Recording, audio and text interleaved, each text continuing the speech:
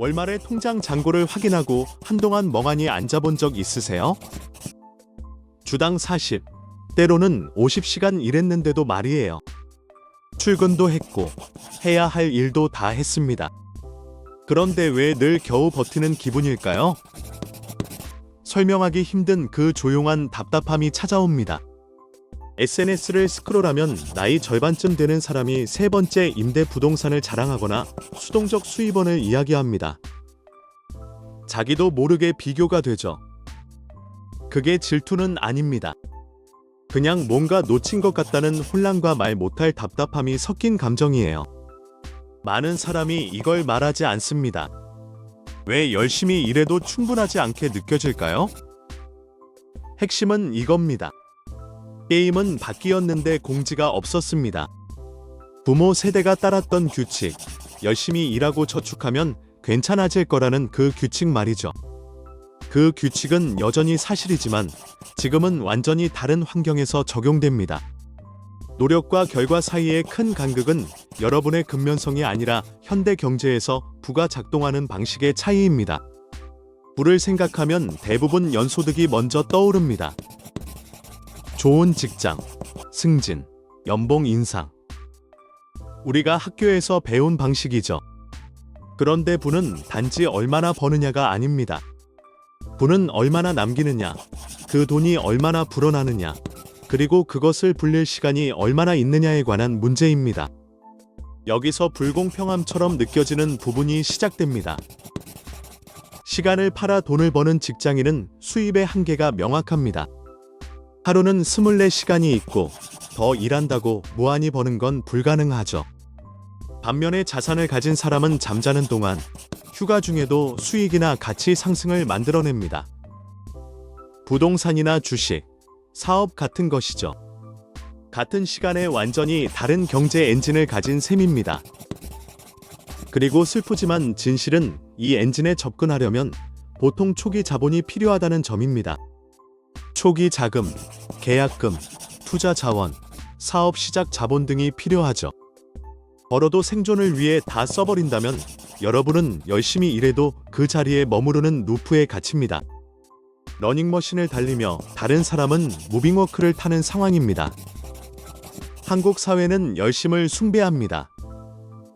이유도 있습니다. 성실함은 성격을 다듬고 기회를 만듭니다. 그런데 어느 순간부터 성실함만으로 성공해야 한다는 믿음이 강해졌습니다. 그 믿음이 깨질 때 열심히 했는데도 안 되면 개인의 실패로 느껴지곤 합니다. 마치 다른 사람들만 비밀을 안다고 생각하게 되죠. 그 내러티브는 지치게 하고 불완전합니다. 지금의 부축적에는 타이밍, 접근성, 교육, 지역, 가정 배경, 그리고 운이 큰 역할을 합니다. 예를 들어 2010년 금융위기 때 집을 산 사람과 2021년 가격이 2배가 됐을 때 사려던 사람은 같은 노력을 했다고 볼 수 없습니다. 상속을 받았거나 20대에 가족의 지원을 받은 사람은 노력이 아닌 출발점에서 이미 유리합니다. 투자에 대해 일찍 배운 사람은 정보 접근만으로도 앞서갑니다. 이 말은 열심히 하는 것이 중요하지 않다는 뜻이 아닙니다. 열심은 여전히 필요합니다. 다만 그것이 유일한 변수는 아니란 말입니다. 이 사실을 이해하면 달라지는 게 있습니다. 먼저 자신을 탓하는 압박이 줄어듭니다. 다른 사람의 20번째 장과 내 3번째 장을 비교하는 일을 멈추게 되죠. 재정적 진전은 항상 눈에 보이는 게 아니고 직선적이지도 않습니다. 누군가는 20대에 전력 질주하고 40대에 안정을 찾을 수도 있고 누군가는 30대에 버티다가 50대에 강하게 도약할 수도 있습니다. 두 번째로 바뀌는 건 전략입니다. 부는 노동이 아니라 소유와 복리에서 나온다는 걸 알게 되면 돈에 대한 생각이 달라집니다. 단순히 더 벌 수 있을까를 묻는 대신 내 돈이 어떻게 나를 위해 일하게 할 수 있을까를 묻게 됩니다. 자동이체로 저축을 자동화에 쓰기 전에 투자하는 습관을 만드는 것처럼요. 또는 S&P 500 지수 같은 인덱스 펀드나 퇴직연금 같은 지루한 도구를 배우는 겁니다. 수십 년에 걸쳐 복리로 불려주는 것들입니다. 장기적으로 생각하는 습관은 급하게 부자가 되려는 전략보다 항상 유리합니다. 느리지만 꾸준한 것이 드라마틱한 실패보다 낫습니다. 실제 예를 들어볼게요. 새우로 연간 6천만 원을 번다고 가정해봅시다. 월세, 식비, 보험 등 생활비를 제하고 매달 50만 원을 저축할 수 있다고 합시다. 그 50만 원을 토스나 카카오페이 같은 플랫폼으로 자동 투자하고 기본 인덱스 펀드에 8% 연평균 수익률로 30년 동안 넣어두면 결과는 놀랍습니다. 노하우로 천재가 되거나 3개씩 아르바이트를 한 덕분이 아닙니다. 일관성과 복리의 힘을 이해했기 때문입니다. 30년 후에는 7억 원이 넘는 자산을 만들 수 있습니다. 물론 이게 모든 문제를 해결한다는 뜻은 아닙니다. 인생은 예기치 못한 일로 가득합니다. 응급 상황, 병원비, 차 수리비, 가족 돌봄이 생길 수 있습니다. 그럼에도 핵심 마인드셋은 부가 한 번의 대박이 아니라 대부분의 사람이 무시하는 작고 지루한 일관된 행동에서 나온다는 점입니다. 이제 레버리지를 생각해야 합니다. 에너지는 한정되어 있고 시간이야말로 가장 귀중합니다.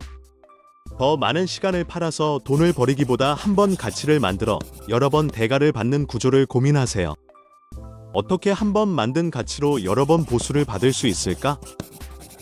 어떻게 근무 시간을 늘리지 않고도 소득을 높일 스킬을 만들 수 있을까?